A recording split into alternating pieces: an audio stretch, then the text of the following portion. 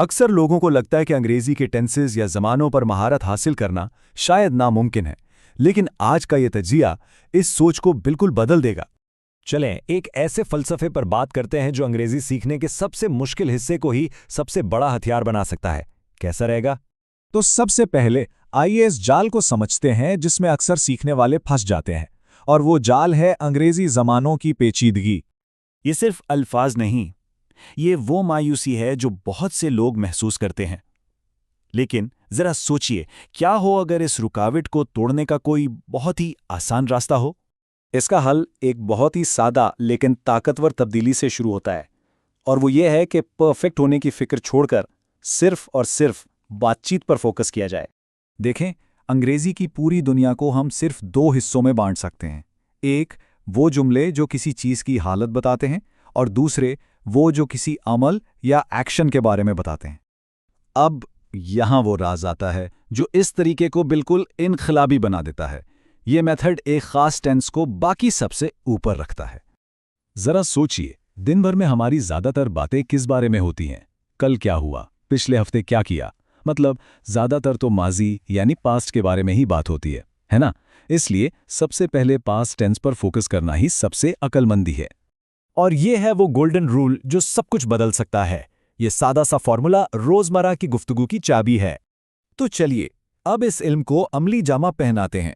अब हम देखेंगे कि किस तरह तस्वीरों में सोचना ट्रांसलेशन की ज़रूरत को ही ख़त्म कर सकता है। किसी भी आदत या रूटीन को बताने के लिए स्ट्रक्चर बहुत आसान है। सब्जेक्ट और उसके साथ वर्ब की पहली फॉर्म, जैसे शी रीड्स बुक्स। लेकिन जब कोई काम बिल्कुल उसी लम्हे हो रहा हो तो वर्ब के आखिर में ing लग जाता है। She is reading a book. और यहां आता है हमारा गोल्डन रूल। माजी के लिए बस वर्ब की दूसरी फॉर्म इस्तेमाल करें, शी रेड अ बुक। देखा कितना आसान है। चलें इस पैटर्न को पक्का करने के लिए एक और मिसाल देखते हैं। मामूली काम के लिए simple verb he drives a car, और अगर काम अभी जारी है तो इंग लगा देंगे, he is driving a car. और माजी के लिए फिर से वही गोल्डन रूल, सब्जेक्ट के साथ वर्ब की दूसरी फॉर्म यानी drove, he drove a car. आखिरी बार, ताकि ये कॉन्सेप्ट जहन में बिल्कुल बैठ जाए, रोज का मामूल, माई मदर कुक्स फूड। मौजूदा जारी अमल, my mother is cooking food, यहां ing फॉर्म इस्तेमाल होती है। और माजी का अमल, माई मदर कुक्ड फूड। ये सादा सी दूसरी फॉर्म दिमाग को सीधा इस ख्याल से इंग्लिश स्ट्रक्चर से जोड़ने की ट्रेनिंग देती है। ठीक है, तो तरीका तो समझ आ गया है। अब आइए इस बात को यकीनी बनाते हैं कि यह सिर्फ एक लेसन न रहे बल्कि एक आदत बन जाए और जबान पर रवानी आ जाए। इसके लिए सोर्स मटेरियल एक वाज़े 4 कदमी मश्क बताता है, और ये सिर्फ किताबी पढ़ाई नहीं है बल्कि इसका फोकस एक्टिव मेमोरी और असल दुनिया के मुशाहिदे पर है।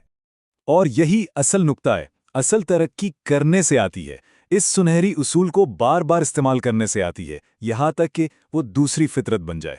तो आखिर में ये सवाल सामने आता है, क्या रवानी का रास्ता अनगिनत रूल्स में खो जाने से मिलता है, या फिर सिर्फ एक उसूल में महारत हासिल करके उसे हमेशा के लिए अनलॉक करने से?